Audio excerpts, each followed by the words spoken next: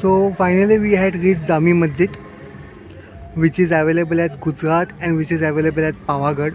So Gujarat में पावागढ़ में जामी मस्जिद अवेलेबल है। ये जामी मस्जिद के बाहर का व्यू है। इस गेट के अंदर हम एंट्री मारेंगे और अंदर जाएंगे। What's up guys, this is Sunny Chitnis. So today I am at Gujarat. At Gujarat I am at Pavagadh and at Pavagadh I am at Jami Masjid. सो यहाँ पे जामी मस्जिद में हम आ चुके हैं पावागढ़ में। आप यहाँ पे बहुत से देख सकते हो, इस तरीके से दिखता है जामी मस्जिद और इसके पीछे बहुत बड़ी हिस्ट्री है। और ये वर्ल्ड हेरिटेज, हिस्टोरिकल हेरिटेज के हिसाब से रिकॉग्नाइज किया गया है। अभी मैं आपको इस हिस्ट्री के बारे में बताऊँगा। Stay tuned, stay connected. So Jami Masjid जो है मैं आपको बता दूं आपको इन्फॉर्मेशन के लिए कि जामी मस्जिद जो है वो UNESCO वर्ल्ड हेरिटेज साइट का हिस्सा है, जो ऑल्सो पार्ट ऑफ चैम्पनिर पावागढ़ का है। और मैं आपको बता दूं जो UNESCO का जो फुल फॉर्म है वो है united nations park educational scientific and culture organisation. और मैं आपको बता दूं कि जो UNESCO क्या करता है, तो वो बेसिकली सिक्योर करता है वर्ल्ड हेरिटेज साइट को।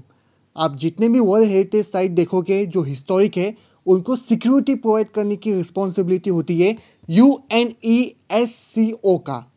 और उसका जो हेडक्वार्टर है UNESCO का वो पेरिस में है, जो फ्रांस कंट्री में है, यूरोपियन कंट्री में। और UNESCO को 76 ईयर्स कंप्लीट हो चुके हैं। और मैं आपको बता दूं आपको इन्फॉर्मेशन के लिए कि जो जामी मस्जिद का जो रिस्टोरेशन वर्क है वो 1890s को ख़त्म हो चुका था। 1890s को शुरू हुआ था और उसी के दौरान वो फिनिश हुआ। और जो जामी मस्जिद की जो बिल्डिंग है वो 2 स्टोरी की बिल्डिंग है। और जामी मस्जिद का जो डेकोरेशन स्टाइल है वो इस्लामिक स्टाइल और हिंदू स्टाइल का है। और मैं आपको बता दूं जो विंडो है जामी मस्जिद की वो ओरियल विंडोज़ है। उसका जो ओरियल विंडो का जो आर्किटेक्चर स्टाइल है वो गुजरात का आर्किटेक्चर स्टाइल है, वो अरबिक का भी आर्किटेक्चर स्टाइल है और वो टर्किश आर्किटेक्चर स्टाइल भी है, यानी कि टर्की के कंट्री जो है यूरोप में उसका भी आर्किटेक्चर स्टाइल है। और मैं आपको बता दूं कि जामी मस्जिद को हम जितना एक्सप्लोर करेंगे उतना कम है। और जैसे मैं यहाँ पे देख पा रहे हैं, मैं आपको यहाँ पे जामी मस्जिद का एक एक सीन दिखा रहा हूँ ताकि आप जामी मस्जिद को और अच्छे से देख सके और अच्छे से एक्सप्लोर कर सके। और मैं आपको बता दूं कि जामी मस्जिद के अंदर आप जाएंगे तो बाहर से जामी मस्जिद कुछ इस तरीके से दिखता है। ये उसका बाहर का सीन है और बहुत अच्छा सीन है, बहुत ही हिस्टोरिक है। प्लांटेशन के ऊपर बहुत ज़्यादा फोकस किया हुआ है। और मैं आपको बता दूं कि हेरिटेज साइट को बहुत अच्छे से मेंटेन किया गया है, क्योंकि ये वर्ल्ड हेरिटेज साइट का भी हिस्सा है, जिसके वजह से इसका जो मेंटेनेंस के ऊपर बहुत अच्छे से ध्यान दिया हुआ है और इस हिस्टोरिक साइट को बहुत सालों से प्रिजर्व भी किया हुआ है। और मैं तो बोलूँगा थैंक्स टू UNESCO जिन्होंने अभी तक इस वर्ल्ड हेरिटेज साइट को सिक्योर किया हुआ है। और बेसिकली देखा जाए तो ये जामी मस्जिद जो है ये बेसिकली 16th सेंचुरी को बना था। और बेसिकली देखा जाए तो मैं आपको बता दूं कि मोहम्मद जो है महमूद बेगड़ा ने जामी मस्जिद को बनाया था। और बेसिकली देखा जाए तो तब से पूरा मुग़ल लोग गुजरात पे राज कर रहे हैं, पावागढ़ पे राज कर रहे हैं। और बेसिकली देखा जाए तो अभी नहीं कर रहे, लेकिन वो टाइम से कर रहे थे, बहुत लंबे समय तक कर रहे थे। मैं तो बोलूँ 300 साल 400 साल तक का उनका राज चल रहा था। मुग़ल एम्पायर जितने टाइम तक था उतने टाइम तक तो गुजरात और पावागढ़ और पूरा का पूरा ये एरिया गुजरात मुग़ल्स के अंदर ही था। और ये अंदर का सीन है, मैं आपको जो दिखा रहा हूँ अंदर से भी काफ़ी अच्छा दिख रहा है, काफ़ी अच्छा इंफ्रास्ट्रक्चर है। और ये मस्जिद अंदर से कुछ इस तरीके से दिखता है। ये पूरा इंटीरियर इंफ्रास्ट्रक्चर है मस्जिद का। और अंदर से ये ऐसा दिखता है। बहुत से लोग तो बाहर से एक्सप्लोर करते हैं, लेकिन अंदर से आप एक्सप्लोर करेंगे तो ये ऐसा दिखेगा। ये ऑब्जेक्ट को मैं अभी जूम करके दिखा रहा हूँ। ये जूम करने के बाद कुछ इस तरीके से दिखता है, आप यहाँ पे गौर से देख सकते हो। आप देख लीजिए, इतना डिटेल में कोई आपको दिखाएगा नहीं, जितना हो सकता है उतना देखिए। आप जब भी यहाँ पे आएंगे आपको काफ़ी अच्छा लगेगा। और ये इंटीरियर इंफ्रास्ट्रक्चर है पूरा का पूरा, ये पिलर आप देख रहे हो, ये भी पूरा बनाया गया था वो ज़माने में 16th सेंचुरी का। तो आप जितना भी आप यहाँ पे देख सक रहे हो वो आप 16th सेंचुरी का इंफ्रास्ट्रक्चर देख रहे हो, जो बहुत ही ऑसम है, बहुत ही हिस्टोरिक है, बहुत ही यूनिक है। और आप जितना इसको देखोगे उतना कम है। आप यहाँ पे गौर से देख सकते हो, मैं आप यहाँ पे बहुत ज़्यादा एक्सप्लोर कर रहा हूँ।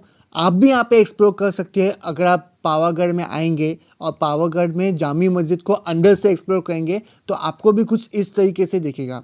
मैं आपको ये आइडिया बता रहा हूँ ताकि आप भी ट्रैवल करें और आप भी एक्सप्लोर करें। और बेसिकली देखा है तो जामी मस्जिद जो है वो बाहर से कुछ इस तरीके से दिखता है। आप यहाँ पे गौर से देख सकते हो 16th सेंचुरी की हेरिटेज है, 16th सेंचुरी का हेरिटेज साइट है। ये बाहर से कुछ इस तरीके से दिखता है और प्लांटेशन के ऊपर भी बहुत ज़्यादा फोकस किया हुआ है। आप यहाँ पे देख सकते हो ग्रास अच्छी से लगाई हुई है और आप इसको जितना एक्सप्लोर करेंगे उतना कम है। और इसकी हिस्ट्री भी बहुत औसम है। और बेसिकली देखा जाए तो आप यहाँ पे आइए, एक्सप्लोर कीजिए, क्योंकि एक्सप्लोर करेंगे तभी आपको एक्सपीरियंस आएगा, तभी आपको पूरी हेरिटेज साइट के बारे में इंफॉर्मेशन मिलेगी जो मैं आपके साथ शेयर कर रहा हूँ। यहाँ पे फोटोग्राफी भी अलाउड है, वीडियोग्राफी भी अलाउड है, तो आप एक्सपीरियंस को शूट भी कर सकते हो। तो इसका जो आर्किटेक्चर है ये मुग़ल आर्किटेक्चर है। और मुग़ल आर्किटेक्चर ये क्या है एग्जैक्टली मैं आपको बता दूँ। It's a combination of Persian architecture, Indian architecture and Turkish architecture. तो तीनों आर्किटेक्चर का जो कॉम्बिनेशन होता है उसको मुग़ल आर्किटेक्चर बोलते हैं।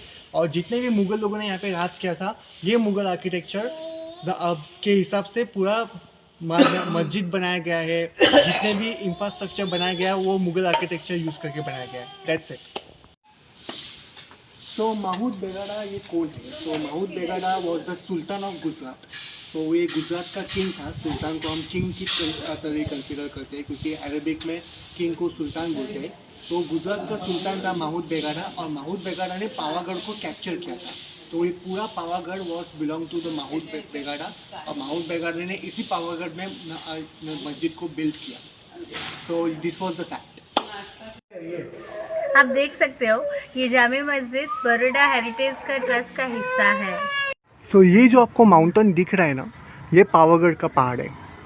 सो ये जामी मस्जिद जो है वो पावागढ़ के पहाड़ के नीचे है, जो पावागढ़ में अवेलेबल है और गुजरात में अवेलेबल है। सो अभी हम गुजरात में है, पावागढ़ में है और पावागढ़ में हम जामी मस्जिद की इधर है।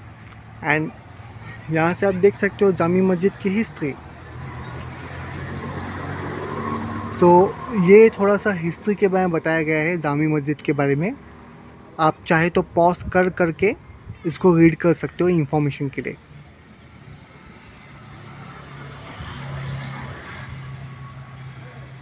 मैं यहाँ पे इसको 5 सेकंड्स के रख देता हूँ।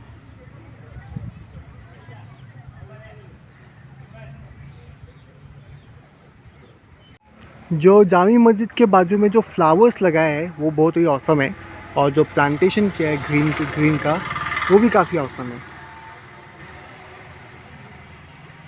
आप यहाँ पे गौर से देख सकते हो, ये है जामी मस्जिद जो 16th सेंचुरी से एग्जिस्ट करता है, यानी कि इसको 500 साल हो चुके हैं। सो ये जो जामी मस्जिद है ये आर्कियोलॉजिकल सर्वे ऑफ इंडिया का हिस्सा है। आप यहाँ पे गौर से देख सकते हो। बाहर से जामी मस्जिद कुछ इस तरीके से दिखता है।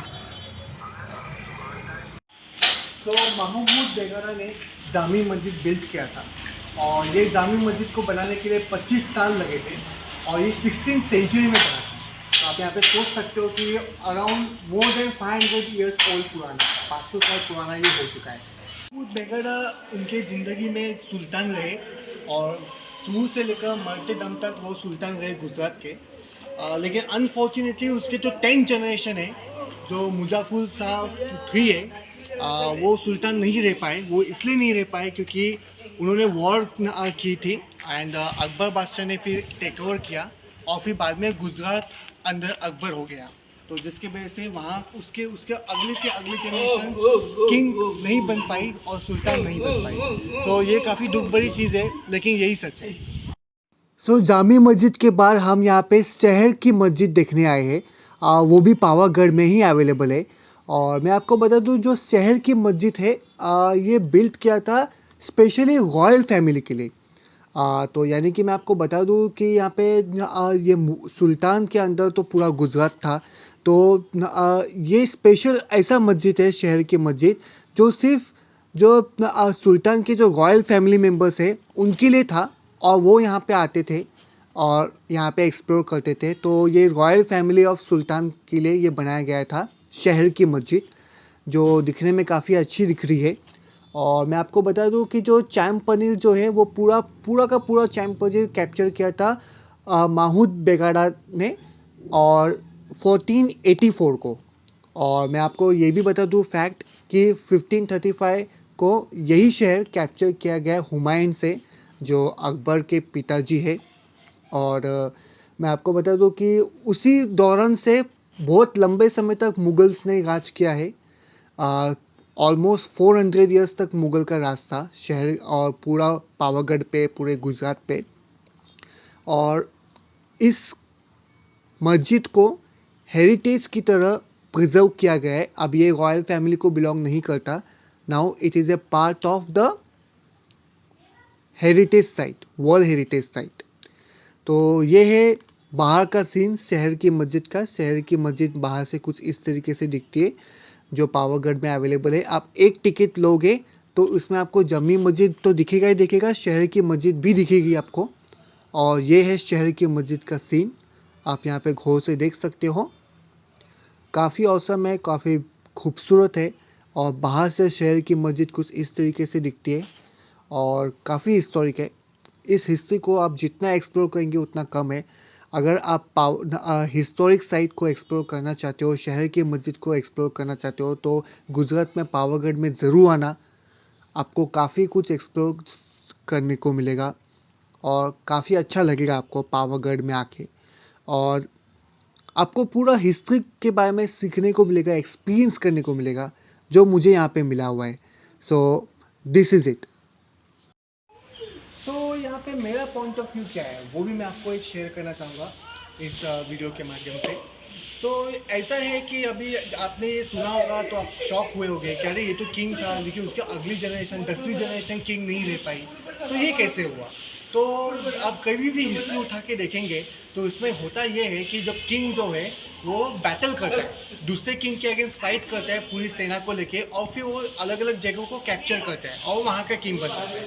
जितनी जगह वो कैप्चर करता है उतना उसका एक्सपांसन होता रहता है। लेकिन होता ये है कि उससे भी पावरफुल किंग होते हैं पूरे इंडिया में या अलग स्टेट में, जो जिनके साथ अगर हम वॉर करते हैं तो फिर हम वॉर हार गए तो फिर हम किंग नहीं रहते और फिर हमारी जगह कोई और किंग बन जाता है। सो दैट वो सबसे बड़ा एक की फैक्टर है।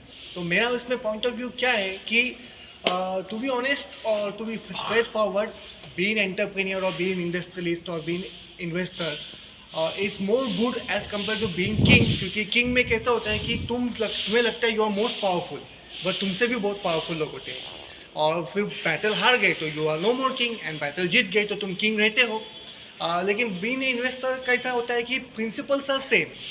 जिनका कैपिटल ज़्यादा है तो ऑब्वियसली ऊपर नीचे होता रहता है, लेकिन the principles are same, skill set are same. So other profession is more better than being a king. ये मेरा पॉइंट ऑफ व्यू है, हर किसी का अलग पॉइंट ऑफ व्यू हो सकता है। सो आई होप आपको आज का वीडियो अच्छा लगा होगा। Subscribe to my YouTube channel and share this video with your friends and family.